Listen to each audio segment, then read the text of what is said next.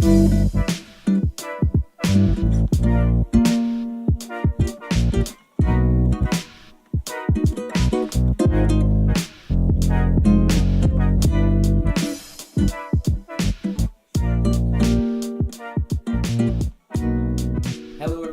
you for tuning in once again to the Group Theory Podcast. This is the show where we interview working mathematicians about what it's like to do math for a living. My name is Logan, and today I'm joined by Dr. Blake Madill, lecturer here at the University of Waterloo. Blake obtained his PhD here, actually, in 2017. He's got a passion for math education, and I'm ready to just jump right into this. So, how are you doing today? I'm very well, thank you. I'm excited. Good, yeah. Well, it should be fun. So the first question we always ask is kind of what's your field of research or expertise, and how would you describe it to a non-math person? Yeah, sure. So I think I have two answers to this question. I have an old answer and I have a new answer. So my old answer is what I used to research in my PhD, and that is non-commutative ring theory. And although I'm no longer research active in the area, this is still where I kind of hold my passion for research. And so how would I describe non-commutative ring theory? I would describe it to someone on the street as the study of generalized algebraic objects so that we can understand one thing, and by doing so, understand all the basic examples we come into in everyday math. Things with an addition, things with a multiplication, no matter how wonky or weird they are. And then the new answer is kind of where I am more research active. What I actively think about is math education. So not just what math I'm teaching, but how I'm going to teach it. Practices, trying to get out of my comfort zone, try new things in lecture, and see what works best for the students. Yeah, okay.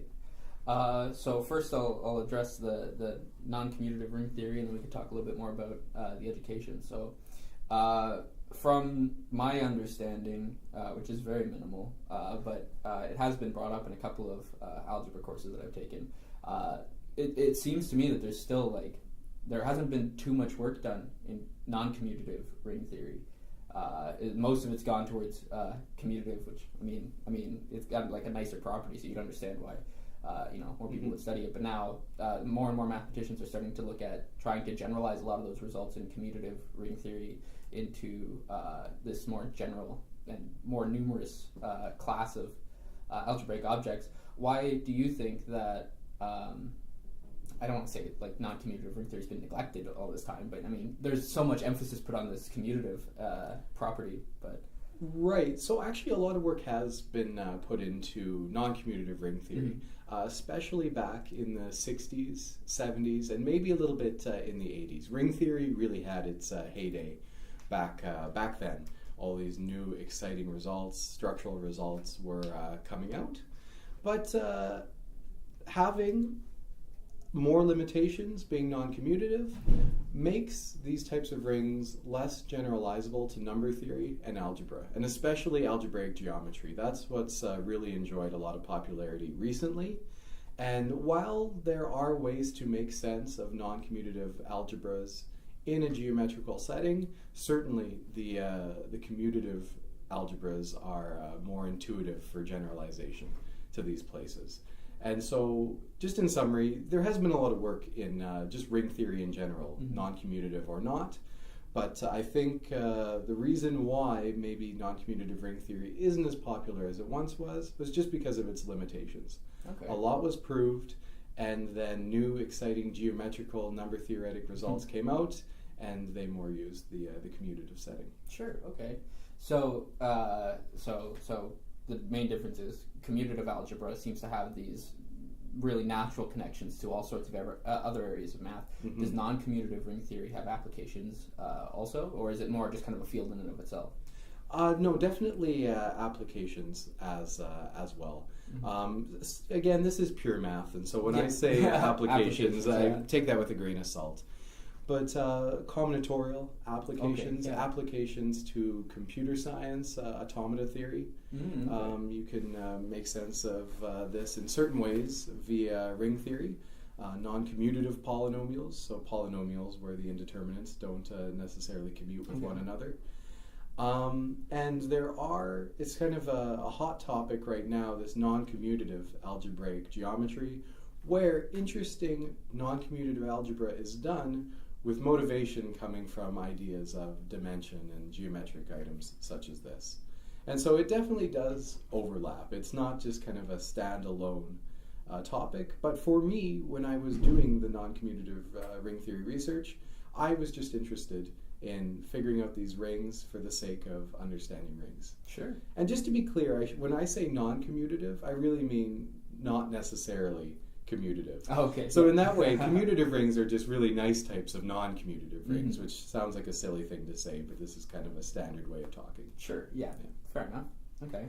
So if you were talking to, say, someone who's, applying to go into grad school, maybe trying to pick a PhD topic, how would you convince someone to study, non-commutative ring theory? What are the high points?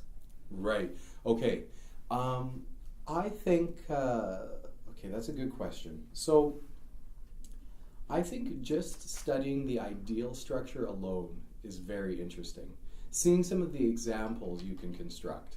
All right. Half of my thesis was just answering questions like, does there exist a ring with property blank? All right, and just being able to cook up these creative examples, work with the ideal structure, which isn't so elementary as in the commutative case. It can be very interesting.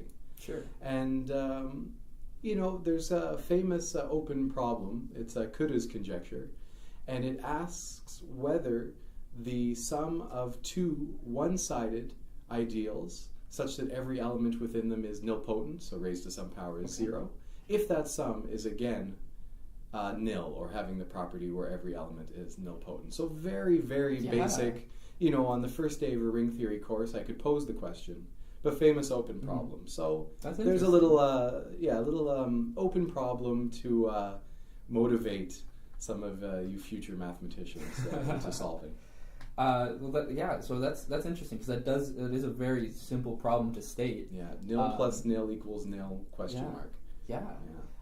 So are there lots of open problems like that? Because, one thing that we've talked about before on this podcast is kind of like how, number theory, all the problems are so easy to state. Like, you could understand, the statement of, twin prime conjecture in, like, elementary school. Yeah. But it's just so hard. Yes. Is there lots of problems like that in ring theory as well? Absolutely. Yeah, lots of problems were maybe not quite as good as number theory, but after 2 hours of talking to someone who didn't know any math, I could completely describe the situation.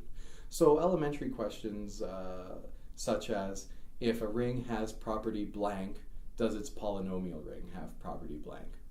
Sure. These are very hard things to prove. And if they are, that might mean they're false, and creating a counterexample is even harder. Yeah. And so this is example and counterexample construction is a huge part of the area. Absolutely. Sure. Okay. Very interesting. So when did you decide that mathematics was kind of like the career path you wanted to follow? Yes. So teaching here at Waterloo, I often see first years who know they want to do math. They figured it out in high school or maybe even earlier. I was absolutely not in that boat. I went to undergrad thinking I was going to go into pharmacy because it seemed like a good, well-paying, stable career. And like now I look back and I don't know what I was thinking. It doesn't match my personality or interests at all. But it was really I think it started in first year undergrad when I was taking all those pre-pharmacy courses. I had to take some math courses. Sure. And I did enjoy calculus, but I also took a first-year class on discrete math, which is kind of similar to Math 135 here at Waterloo, just with a few extra combinatorial tidbits thrown in. A little bit of graph theory, a little bit of counting, a little bit of probability. And I think that's what really got me. That course in the winter term of my first year turned me into a math major. And then I took as much math as I could in second year, and then third and fourth year I took almost only math. And I should say, though, when I had that switch into the math program at the University of Winnipeg, I wanted to be a high school math teacher. Because, again, that was something I knew. That seemed like a stable career path. Sure.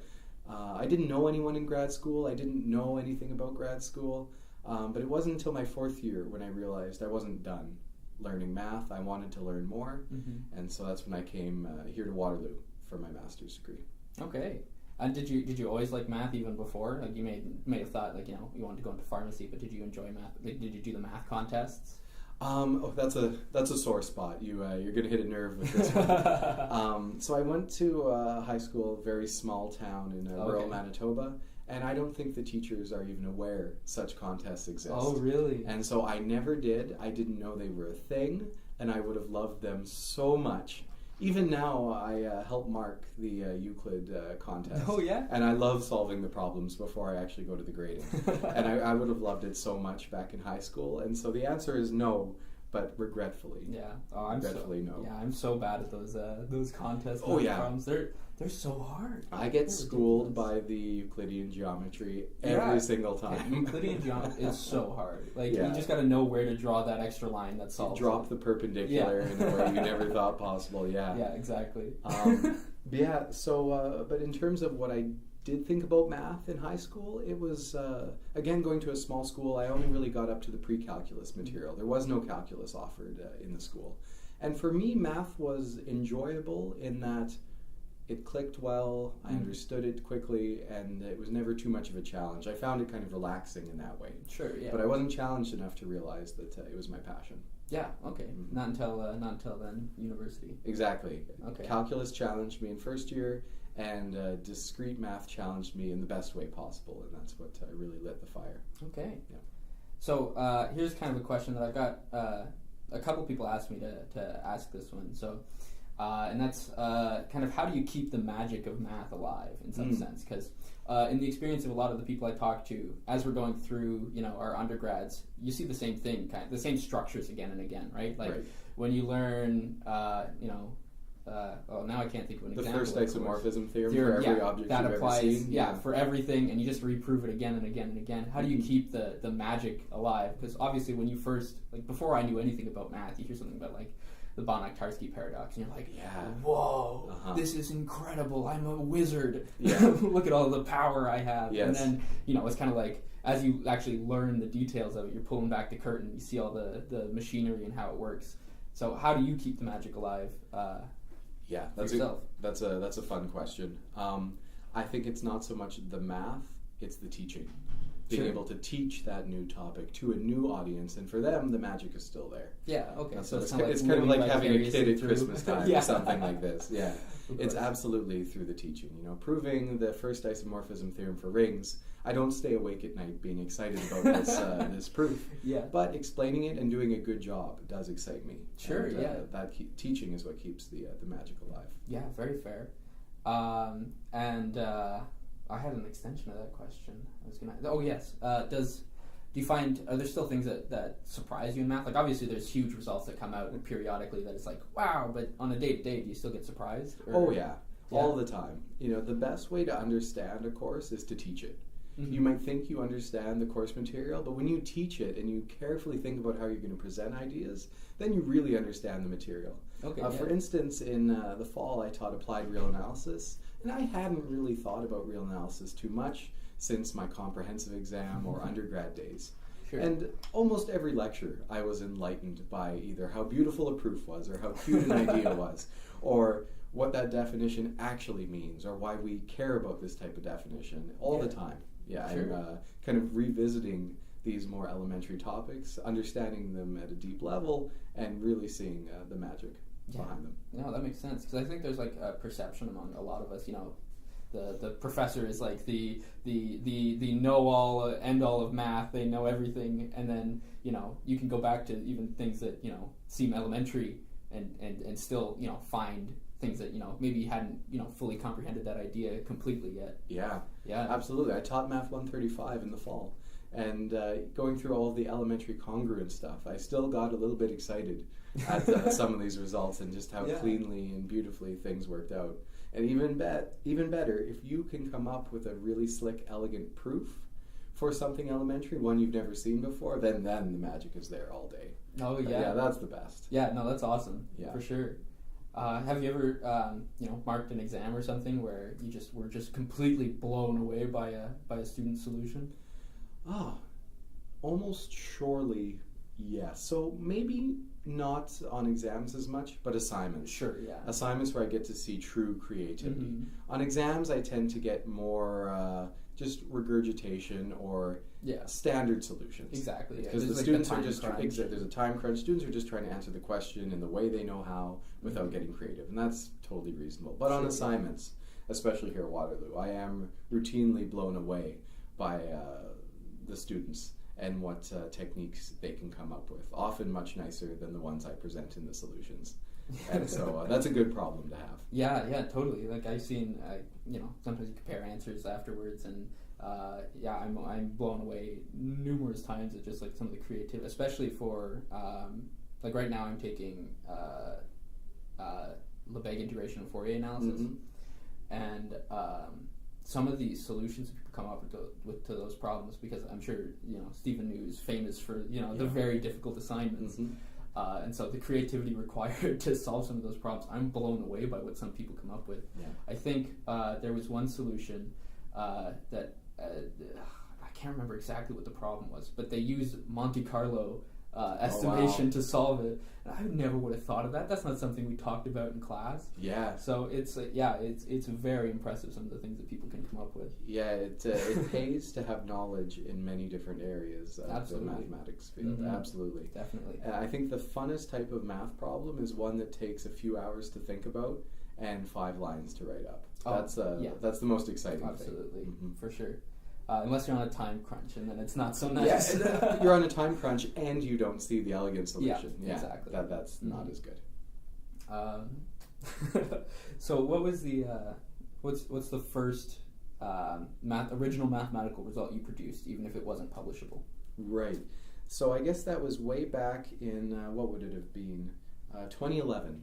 I did a summer USRA at the University of Winnipeg with Dr. Anna Stocky. She is a combinatorial algebraist there, and we worked on a very simple sounding problem, just working with Young tableau and a certain operation on Young tableau, and trying to figure out when it repeats itself. So figuring out the order of certain types of operations on these combinatorial objects. And we had some results involving some staircase tableau, so of a certain shape as well as rectangular. Sure. So not ground-shattering research, but some cute combinatorial, geometrical, and a little bit algebraic results. And it was exciting. And it was published. Oh, okay. Wow, nice. Congratulations. Oh, thank you. I was, many years ago, I think I was about 20 at the time. Yeah, so that feels like forever ago. Yeah, well, that's not too bad. And it was in combinatorics and algebra. That's right. Were you always more of an algebra-minded person as opposed to analysis? Absolutely, yeah. My taste for analysis has gotten much better. My favorite course I've ever taken is functional analysis, so I am a bit of an analysis fan. Well, that's just like linear algebra. Exactly. It's like, exactly. What things analytic can you do with these nice algebraic objects? No. But yeah, no. Starting in undergrad, I loved group theory. I still love group theory. Groups are the best. I researched rings, and I love rings in fields too, but groups are the best. Groups are pretty nice, so I've always favored the algebra side of things, but not to take away from complex analysis. It's absolutely stunning as well. Is amazing. Yeah. Oh, it's incredible. So your focus is on math education now. Yes. So what kind of drew you to that? What kind of pulled you away from research into wanting to focus on education instead? I think the answer is simple, and it was teaching. In the university setting, you often just get thrown into a classroom, either as a TA or an instructor, with no formal training in teaching. You don't have to be any trained individual to teach a math class. You just have to know a lot of math, and then it's almost assumed that you'll be a good teacher. Yeah. And so, because I went to a small, primarily undergrad university, there were no grad students. Okay. And so in my 3rd and 4th year of undergrad, I was the TA giving the tutorials for the first year calculus courses. Nice. Yeah, and so I got to experience teaching really early on. And that's when I got bit by the teaching bug. Not so much to go into the research, but just I knew it was something special, and I knew it was something I really liked. And then I had all those teaching skills from undergrad. They carried over quite well to grad school. Quite often people TA for the first time in grad school. But for me, I had a little bit of experience under my belt already. Sure. And the tutorials were going well. I was popular with the students. I was happy. They were happy. I was having a great time. And that's when, I think maybe in my first or second year of PhD, that's when I knew that teaching was going to be for me. I enjoyed doing the math research, but after it was done, I would be a teacher. And I was really lucky. So usually a PhD student gets to teach in their third and or fourth year. But I don't know, maybe they were in a crunch of some sort, and I was offered to teach in my second year of PhD. So I got to teach my very own class, Math 135, for the first time, quite early on in my degree. And then after that, it was like it was a no-brainer. Like, that was for me. I was a teacher. I wanted to teach. That's what I wanted to do every workday. Awesome. Yeah. Yeah. So just kind of going, because I know Waterloo kind of has there's tenure track positions and there's lecturer positions. And what I've heard is that they're kind of very separated in terms of career path. So what kind of what are some of the differences between what a lecturer does and what a professor does? Right. So I think the biggest misconception people have about lecturers is that we're almost just timetable fillers. Yeah. We're here to teach any course if you need us. We like teaching lots. If you need me for 3 courses in a term, that's okay. While those are all kind of true things, and to some extent, I think we're also the in-house teaching experts. Sure. Yeah. And the math education field is changing. It's no longer just about writing on the blackboard, lecturing, and having the students scribe down the notes. And I think it's the lecturer's job to be the expert, to attend the conferences, to think critically about these things, and then push the boundaries of what we do in the classroom. So, for instance, in Math 135, I do a lot of active learning, where I get the students to work in class, and it's not just me talking. Okay. Now, for my upper year classes, I'm still learning. I'm still trying to figure out how to incorporate those into my classes because the content is so jam-packed. In Galois theory, I don't have any time to spare. If I want to get through all of the material, I need to go quite quickly and be mostly traditional lecturing. Sure. But it's our job as lecturers to get away from that, because there are more effective ways to teach. They just take more effort and energy, but that's our place. Sure. Is to be the in-house teaching experts, just like you have the in-house research experts. Of course. Yeah, for sure. Yeah. Now, okay, so here's another question for you. How kind of set in stone is the curriculum for a given course? Because I think, so far my favorite course that I've taken here was PMath 365, which is differential geometry. So I've been sitting in on, Spiro is teaching it this term, so I sit in on a couple of his lectures, and I've looked at a couple of the assignments. And what they're doing is completely different. Like, I think they're doing PMath 465. I see. like they go straight to manifolds instead of looking at the curves in R3. So how set in stone is the curriculum? Right. So if you're teaching a first or second year course with 20 other sections in some cases, Yeah. you have to be a team player. Of course, you have to teach the same material. They're writing the same tests, so you have to be a team player. But for the upper year courses, there's a lot of flexibility. There is a curriculum, there is a list of topics that need to be covered. You can find it in the course catalog. Okay. But there's many ways to interpret these these lists of topics and many ways to present them. So there's a ton of flexibility. You can teach a course really however you want, in whatever order you want, as long as you are indeed teaching a course in that area. And if you are, you've probably covered by default all of those topics in the list anyways. Yeah, probably especially for undergrads, because I mean you have to take a starting point into the field. But I imagine for grad courses there's even more freedom in some sense, because you already have it's assumed that you already have some background, and then there's the added responsibility on the grad student to go and learn what you didn't learn in your undergrad. Sure, and quite often these are topics courses where you get to pick the topic. Sure, yeah. So you can absolutely do anything you want. Yeah. And actually, just going back to your previous question, if you don't mind. Sure. So just about the career paths between lecturers and research professors, it's the scene is getting much better for lecturers. And so the idea of tenure doesn't really make sense for a lecturer. The reason for tenure is to give researchers freedom to research and study what they want, not just what they were hired to do. Yes. Whereas lecturers, like, we have to teach. You know, like, we can't decide we're going to take a break from doing that for a term. Like, that is our job. So the idea of tenure doesn't quite make sense. But the idea of being a continuing lecturer is becoming more normal in many senses. Meaning, it's a normal job for someone just to be a lecturer and not to be on an N-year contract, just to have an indefinite contract. And that's because the landscape of universities is changing. Universities are getting very large. First year classes are getting very large. Upper year classes are getting very large. And just to deal with volume and to improve the teaching of the entire university as a whole, the university needs teachers. They need lecturers. And so I'm very happy that the path of a lecturer is becoming much more standard and well mapped out, just as in the research professor case. Okay. Do you see in the future universities, hiring fewer professors to do research and more lecturers, or do you think they're just going to bring everything down so it's 50-50 split? I could see. So I don't think the number of research professors being hired will ever lower, because that will always be the university's kind of central goal, is to be producing that research. So that's very important. That's essential to having the right kind of atmosphere for learning in a university, is to have cutting edge researchers. So the numbers of research professors will never drop.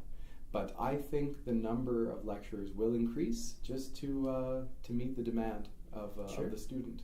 Yeah. The best way to learn is most definitely not in a first year class of 200 people. If we can break those classes into 30s, then students will learn better. But to do so, we need the people power and teachers. What do you think that so in some sense, I understand why the argument for smaller class sizes kind of makes sense in grade school. But in university, most of the learning is done, on your own. Do you think that there's still that? Well, I mean, you said, do you think breaking it down into smaller class sizes would improve the learning for the students? What do you think that is? I think that the idea of doing active learning in the classroom is going to become extremely popular. It's proven to improve understanding, and I think it's absolutely the way to go. And it's almost impossible to do in large classes. You need to be able to assign groups and have students work together, and be able to track the students kind of one by one. How many questions or how many presentations is this student doing in lecture? Things like this, whereas that's absolutely impossible in a large class. So I think active learning in the classroom without just listening to a lecture is the way to go. But you need small classes for that. And also you need a lecturer for all of that non-lecturing. You need, because it's a huge amount of time that goes into preparing these types of lectures. You have to be extremely organized. Oh, for sure. Because things go slower, but you need to cover the same amount of material. And it's a huge administrative task. So I don't mean to put you on the spot here, but I guess I'm how would you do some kind of active learning thing for something like Galois theory, which is pretty abstract as far as things go. It's not like a combinatoric thing where you could play with blocks, and set up a visualization of it. Or so how would you set that up? I would present the core theory in class, maybe on a Monday, Wednesday basis, and I would cut down on the examples. And then I would, throughout the week, assign examples for the students to then present and work on their own during the week, and then present on maybe the Friday to the class. And in that way, Fridays are active, Mondays and Wednesdays are theory lectures. And it can be done. But I really like that idea, actually. And you assign grades to this as well, right? So instead of having weekly quizzes, you have weekly presentations. But if you're going to have weekly presentations, you need everyone to get a chance to present. You need to be able to track people down. The classes need to be quite small for it to work smoothly. Because in some of the 400 level courses, which are cross-listed with the master's courses, they have a presentation aspect of the grade. And when I took manifolds last term, it was Roxandra who was teaching it. She let anybody who wanted to, undergrads, do that as well. And so I thought that was really interesting. And I had a lot of fun. I think I learned a lot by going out and researching a topic kind of on my own. Mm-hmm. I think that taught me a whole bunch of skills about doing research and finding good sources and having to explain it to others, and then having to explain it to others too. Mm-hmm. And then the time crunch of having to fit all the information you found into I think we had like 30 minutes. Yeah. Into a 30-minute. It was a very good learning experience. So I'm really glad that we were able to do that. So I think I agree with you now. I think you sold me on it. Yeah, and this isn't really just one presentation for each student at the end of term. This is like a ongoing every single week kind of thing. And because it would work so well if you get the students practicing all these problems on top of their assignment every week. And moreover, you have to practice really well when it's your turn to present. Mm-hmm. And things have a very good way of sinking in when you're forced to think this critically. Mm-hmm. And so, it would absolutely be amazing to run such a course. I want to, but I haven't yet, because if I'm going to do that, I need to be very careful. Yeah, it needs to go it's pretty smoothly. scary. Yeah, it can't be a disaster. Yeah. So this isn't something you rush into. But I will teach a course like this very soon. Yeah, well, I'd be interested to see how that ends up going, because I think it's a great idea. Yeah. And so, what do you think? A lot of people have criticisms over standardized tests and stuff. Mm-hmm. So what do you think about the role of exams? Do you think those are always going to be a staple of the university? I think exams are a necessary evil. In an ideal world, evaluations would be 100% assignment and presentation based. I would love that in an ideal world. But with the volume we have at universities, especially the University of Waterloo, there needs to be a way to evaluate students that truly evaluates them and makes distinctions between student A and student B. And whereas, because of the magic of the internet, assignments don't always make that distinction. Of course. And so, yes, tests and exams have an essential role, and I don't think they're going anywhere. Interesting. But good tests can be made. That's true. If the lecturer is careful. Mm-hmm. So they are a necessary evil, but you can tone down the evil. Yeah. Okay, fair enough. Now, just kind of, so you're a very personable lecturer.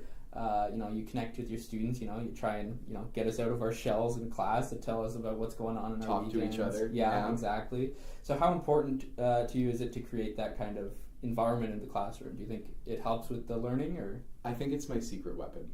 I really do. Yeah, I think just creating a casual, comfortable atmosphere opens the door to the true learning.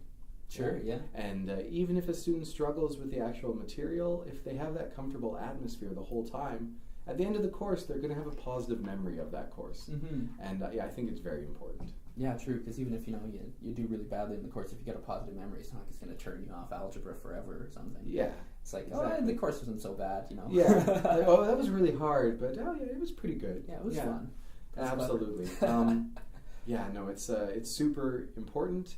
And right now it's easy for me because I'm kind of the young, personable lecturer. And so I worry that as I get older, I might have to reinvent things. You just got to stay hip? Exactly. I got to stay cool somehow. So we'll see. I'll worry about that when it comes. Yeah, sure. Well, that's just speaking of staying cool and hip. You've admitted before to kind of lurking on the university subreddit. Yeah, absolutely. Yes. Do you have any posts that that stick out in your mind? Anything, or do you have a favorite running joke? Yes, absolutely. So I'm glad you asked. Most of the things I see on Reddit, I either like to ignore or not think about too much, because there's a little bit of sadness on Reddit from time and again. Oh, definitely. But I love sarcasm, and I love the MIT of the North.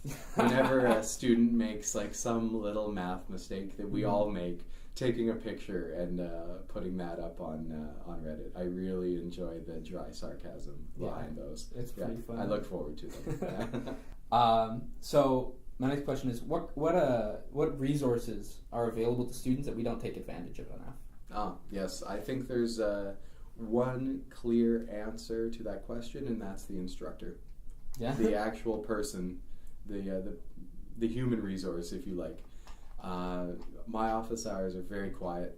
Oh, really? Yeah, and you can get a ton out from not necessarily asking about an assignment question, but just having a discussion with your professor and instructor. I think that is the most underused item. The internet is way overused. Textbooks are well used.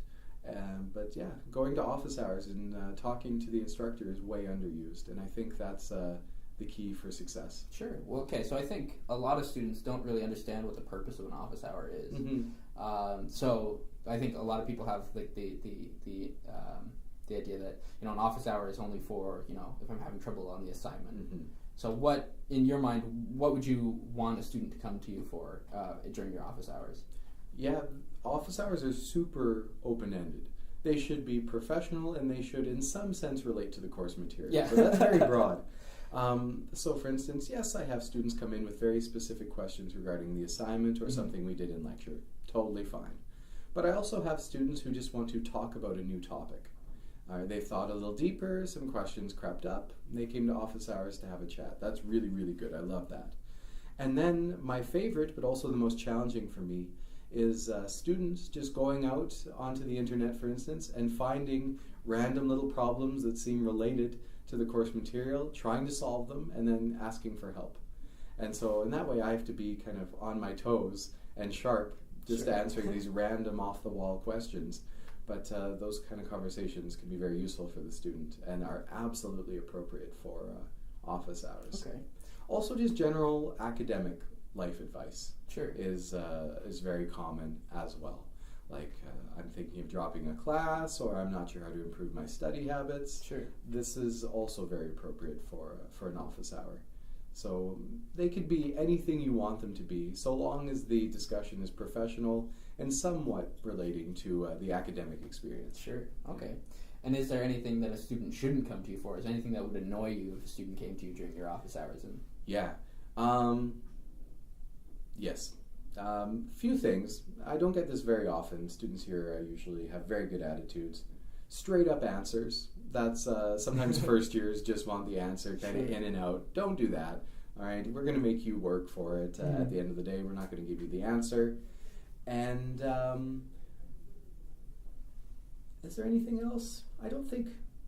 I think the only time I've ever been annoyed, actually, is when a student wants the answer without working for it first. I'm happy to give hints when the student has demonstrated that they've really tried. But I think that's the only thing that could annoy me. Okay. That's good to know. So what are some things that hopeful undergrads can do to help prepare themselves for grad school? Yes, there's a big difference. By the time undergrad is over, you will be really good at taking classes, handing in assignments in time, and writing standard midterm and final exams. You'll be good at that. You've had lots of practice. Beginning of grad school, you'll be okay, because even though the courses will be much more challenging, you've still kind of prepared yourself for that sort of learning environment. But sure, on the assignments, you'll be okay. You're trained to think like that. But there's different types of evaluations that can come up. As we talked about, student presentations, being able to research something independently and then present to an audience, and things like oral exams. This is a huge new skill that one has to learn in the first year of grad school. And so to prepare, take as many opportunities as you can. Undergrad research opportunities, I think, is the best one. Like the geometry example you were talking about, if you have the option to do a presentation in a class, do a presentation. It might fill up your schedule, it might fill up your timetable, but do it. Take these opportunities and get some experience. And then as far as post-course life in grad school, it's just all about the TAs and the research. All right, you'll have to learn how to be a good TA, so maybe you could get a marking position in undergrad, and you'll have to learn how to do research. This is the big one. This is the big deal. And I think the undergrad research assistantships are the best way to kind of get your feet wet and learn some of these skills. Okay. Good advice. I had another question about grad school. What was it?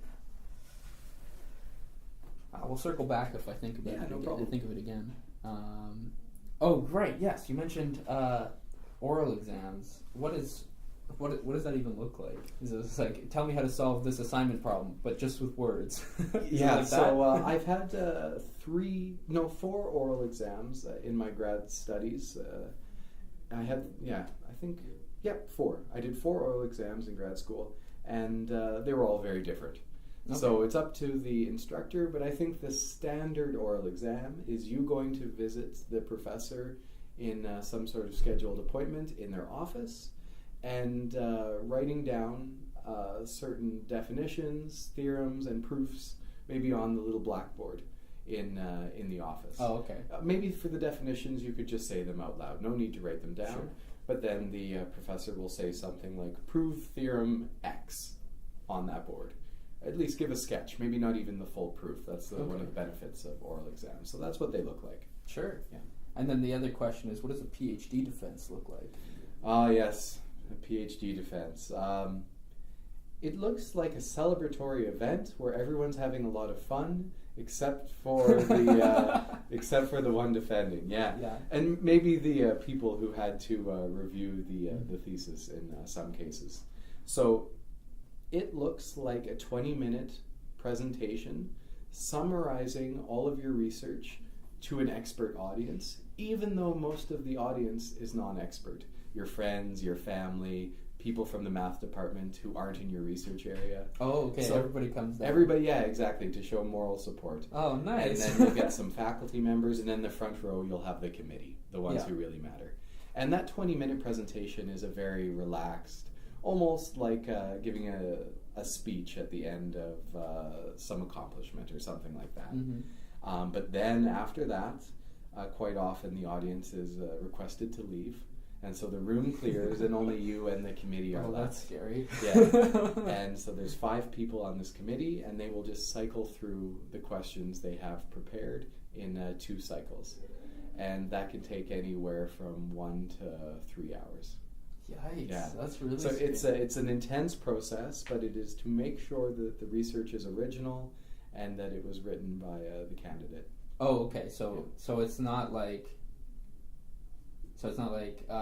well, okay, hold on. So the purpose of like the questioning is to make sure that it's original, written by the candidate. Yes. So it's not like, oh, well, did you consider this case? It's not like they're not picking apart the arguments per se. Mm-hmm. They're just asking like, oh, did you consider, I don't know, Conway's theorem about such and such? Right. Something like that? So those questions absolutely are asked. But again, they are to test if the student has really dove into the research themselves. Oh, okay, yeah. Because if you have, you would have a good answer as to why that theorem doesn't work. Or, at very worst, why you haven't thought about it, but you should know about it if you've really immersed yourself in the research area. So those questions might not sound like they are trying to test the candidate for originality, but they really are. Okay. Thesis defenses truly are defenses. You are defending your work. Okay. All right. Not so much the validity. The mathematicians accept the validity. Your supervisor wouldn't allow you to defend if these were kind of useless or nonsensical math results. But it is to defend that you wrote it and you understand it, and this is your research. Interesting. Yeah. Oh, I didn't know that. Mm-hmm. Mm. So, okay, this one's kind of a fun question. Good. If you could create any course you wanted, what would you do? And what would it cover? Yeah. So I think after students take groups and rings, fields and Galois theory, and then maybe commutative algebra, but not necessarily, I would love to just make a course called abstract algebra where I cover everything in between, all the topics that were missed. Maybe it wouldn't be a nice linear progression of a course, it would just be random selected topics from here and there, a bit of groups, bit of rings, bit of Galois, bit of modules. But I would love to do just like a sporadic, everything you missed and more kind of abstract algebra course. Cool. Yeah. Yeah, so, okay, do you have any specific examples of things that we don't typically cover in our groups, rings, or commutative algebra courses that you would include? Yeah, sure. So let me give good thought to this. So for groups, quite often students miss the group presentations topic, so generators and relations, maybe in relation to some algebraic topology, fundamental group, maybe just a little bit. Fundamental group's really cool. Yeah, they are cool, but they're hard. They're really hard. Oh, they're so hard. Yeah, so like, for instance, you could do that in group theory. You could talk about the growth of groups, which is something interesting to consider. For rings, you could talk about combinatorial constructions of rings. Again, growth of rings, Krull dimension, although that's usually covered in commutative algebra. Okay. But maybe some of the non-commutative algebra that students aren't seeing, that would be a reasonable place for that.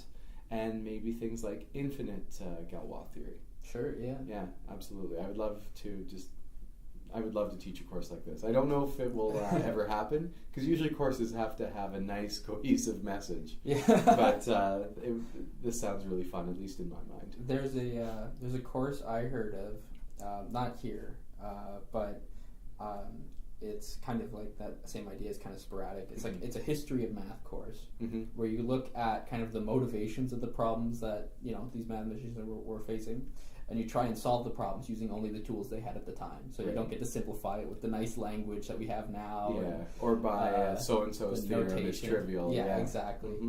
And so, I think that'd be really interesting also, and the same kind of idea of being sporadic. So yeah, every lecture should have a message. Sure, yeah. But the lectures don't have to have an interlocking message. Of course, yeah. I think that's fine as long as almost like a topics in algebra course, but for undergrads. That'd be really. Well, there's like the PMath 399. I think is like an undergrad version of the topics course, like a reading course kind of thing. Yeah, but this would be a true in classroom lecture based or active learning based. Yeah, well, I think type of course. I think right now the PMath 399 is on quantum cryptography, something to do with quantum mechanics. I'm not exactly sure. They are meeting in a classroom. They are meeting in a classroom. So I think that's a special situation in that course will soon be a regular course. Oh, okay. Yeah, just like they're just kind of testing it out. Yeah, and if it goes well, I think it'll be added with a proper name to the catalog. Yeah, so I think that's a very special situation. Sure, yeah. However, I still think having random topics courses like this is a good idea at the undergrad level. Well, there's like also the other potential option is like there's like the weekly seminars. I know there's a functional analysis one happening this term, supervised by Brian Forrest. That's another way that I think you could bring all those kind of ideas to undergrads. I think that'd be pretty interesting. Yeah, absolutely. So, what is your proudest mathematical achievement? That's a good question. What am I most proud of? I think, not to sound too conceited, this is always a hard question to answer and sound humble, but I think it's just getting employed here. Honestly, getting this job. I have my dream job now. It was something I wanted since my PhD days, this very specific in-house pure math, teach a variety of courses job, and there was lots of competition. Oh yeah. And my teaching had to stand above others in order to get it, and I am quite proud to have this position and to work here. Yeah, the one thing that I've been warned about numerous times from various professors is, it's really hard to get a job at a university as a research mathematician. Yeah. It's almost just as hard, not quite, it's almost just as hard to get a continuing lecturing appointment as well. I believe it. Also, there's like fewer of them too. There's fewer lecturing positions, and the numbers are there. A lot of people want to do such a job. It's a very lovely job. A lot of great teachers out there. A lot of competition. It sounds like the dream. Yeah, I'm living my dream here. Yeah, very nice. Okay, so the flip side to the most proud mathematical achievement, and I know that you're not so interested in doing the research anymore, but is there a problem that you wish you could solve? Like, if you could pick one open problem and you could have your name on that, what would it be? Coulda's conjecture. Yeah. That I was talking about earlier. Yeah, it's the famous problem in my research area.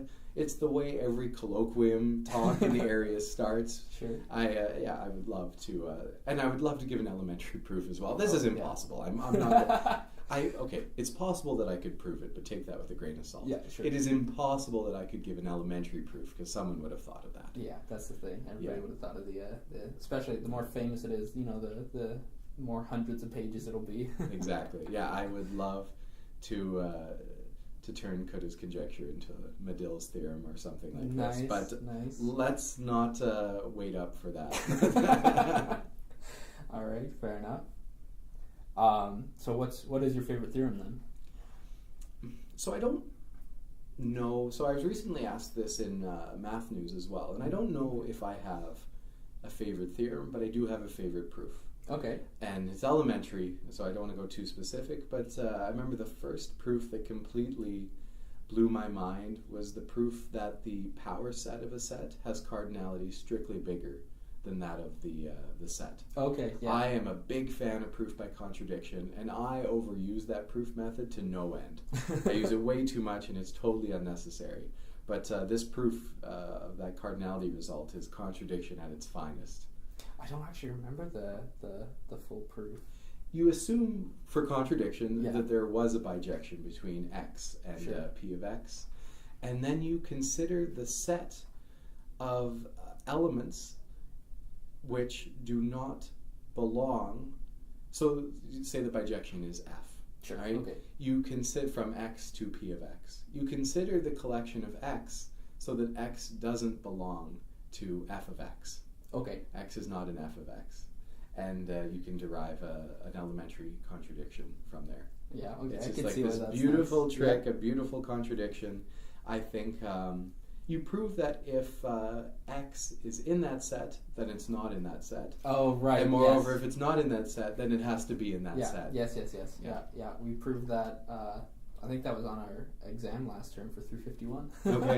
Yeah, it's my favorite. Absolutely. And by the way, the x I'm talking about, I guess, is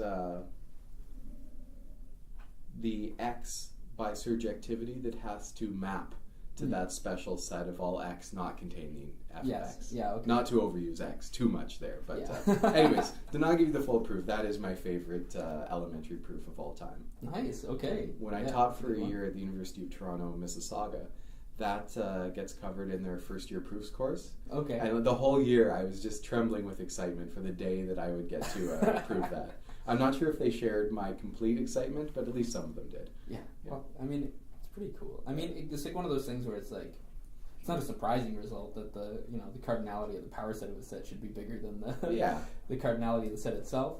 But yeah, I would agree that the proof itself is very nice. But sometimes these elementary results can have really tricky proofs, whereas this is a fundamental result with a very elegant proof. Yes, it involves a huge trick, right?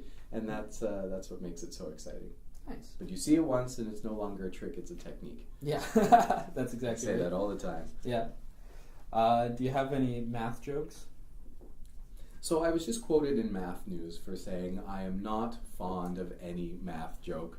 I like jokes. I like joking around, but the really cheesy math puns I tend to stay away from. However, that being said, I did my research for this interview, and why didn't Newton invent group theory? I don't know why. Because he wasn't able. Yeah. I mildly enjoyed that. Yeah, that's pretty good. I did not make it myself. I ripped that from the internet. But that one did amuse me, and so I thought I would share that one. But in general, I try and stay away from the bad math jokes. Oh, yeah. It takes away from the beauty of the math. There's tons. There's this one really long but very funny joke on, do you know Proof Wiki? They got like their little joke section. The mathematician house party. It's a very long joke, but it's very, very funny. It's just kind of, it lists like, all the very famous mathematicians in history. I see. Pokes fun at at some of the results that they came up with. So I recommend everybody go and give that a read if you want a little chuckle. All right, I think I know what I'm reading on the bus ride home. Yeah. Sounds good. Yeah, it's pretty good. Not all of them, but some of them are pretty good. Do you have any mathematical heroes? Yeah, so I'm going to keep this one non-research based and keep it a little more down to earth. Sure. And it's, I think, just the first teacher that inspired me and kind of made me realize how I wanted to be as a teacher. And now I know I'm not going to be exactly like this instructor. I've kind of got my own thing going on. Of course, but they were the starting point. And I don't think he knows he was my hero for this reason. But it's a fellow at the University of Winnipeg. His name is Bob Bechter. He is a continuing lecturer there. I took so many classes with this guy. He taught me both linear algebras, he taught me both differential equations, both statistics classes, and that might have been it. I had chances to take more with him, and I didn't, and I regret that now. But he was just fantastic. Mm-hmm. He was hilarious while caring, while a little bit old-fashioned with his lecturing. He went very fast in lecture, purely burning up the blackboard, but he went so fast so that he could just choose the best examples. I felt like, you know how in intro calculus for many students, you go to class, you understand, and then you get an assignment, and it seems like that question has nothing to do with the course material. It's just because you can only see so many things in one lecture. Somehow, that man presented every type of problem that one would ever think of. And he was fantastic, and his tests were good, and just he's my teaching hero, absolutely. Nice. Yeah, very good. And I don't think he knows it, but he deserves a lot of credit. Yeah, he's a great guy, Bob Bechter. I hope he's listening. Yeah. Well, okay, so I had for Calc 1, I had Brian Forrest teaching it, and the way he structures his assignments is incredible. It blows me away. If I ever make it to Professor one day, I want to be able to design assignments even just a fraction as well as he can. I agree. Yeah, because I don't. Okay, the way he does it is he'll give you a big chunk of questions, something like 20 questions, and he'll give them to you, and you won't know how to do any of them because we haven't covered it in class yet. And the idea is you're supposed to start working on it, see what you can come up with on your own, and then over the course of the 2 weeks, if you've been doing it, you'll notice where he solves the problem for you in lecture. Right. But only if you've been working on it. Otherwise, you won't make that connection. It's disguised. Yeah. So it's very, very good, and I feel like I have a very, very good understanding of Calculus 1. Yes. Brian Forrest is also very inspiring. I should give credit where credit is due. I also aspire to learn from him, especially now that I'm here at Waterloo. Yeah, and that's not a mistake. That mindfulness that is evident in his assignments, it's on purpose. Oh, I know. And, of course. He talks a lot about this. He goes to teaching conferences to talk about this kind of technique, and especially what he's done with online learning, where the whole learning process is through these types of leading, well-developed questions. And so, absolutely, he's amazing, and he's another inspiration as well. Yeah, for sure. Do you have any stories from math history that you like? Interesting. I mean, the one I always like to tell my class, especially when I teach Galois theory, is Galois' fateful duel. Yes. I think this is, it's a good example of how times have changed. Math is just as beautiful, but everything around math has changed very much. Our problems are quite different. Yes. On a daily basis, I rarely ever have to avoid duels. Yeah. For instance. Unless it's a dual space, but that's a terrible joke. There you yeah, there's my joke. Yeah. Yeah, that wasn't bad. You can edit that out. Oh, yeah. Where do we go from there? Exactly. I ruined it. No, it was good, though. But yeah, no, Galois. It makes you think, too, because, there's so many amazing mathematicians who died way too young. Yeah. Like Ramanujan, Galois. Imagine how much farther, number theory would be had Ramanujan not died. Yeah, what would we have known, and how would things we do know be presented differently? Yeah. There might be a more elegant way. We do things one standard way after someone proves it and proves it well, but we could be doing things completely different. An algebraic number theory course, could look completely different had some of these mathematicians lived longer. Yeah. I wouldn't be surprised if Ramanujan had cracked the Riemann hypothesis. Yeah. I agree. Yeah, damn shame. Yeah, absolutely. Okay, well, that's a bit of a downer note, but we're down to the last question. Okay, yeah, let's raise it. No more death in this podcast. So, what advice could you give to us aspiring mathematicians who either want to go into lecturing or research one day? Yes, so just love what you do, all right? Don't lose the spark. Realize your special gift and what makes you a special contribution to the math community. All right, it doesn't have to be just research. It doesn't have to be just teaching. It can be both. It can be exclusive. It could be one or the other. But realize why you like math, what kind of math you like, and what special contribution you can make to the area. All right, and don't beat yourself up if a course doesn't go well. Math is really hard. All right, there are challenges all along the way through undergrad, through grad school, and then when you get a academic career, the challenges persist. Absolutely. And don't beat yourself up over these things. You make as a lecturer, you make an assignment question that's total bogus because you didn't think about it enough.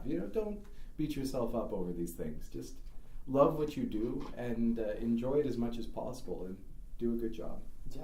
Okay, I think that's great advice. All right. Well, thank you very much for coming on the show. Thank you for having me.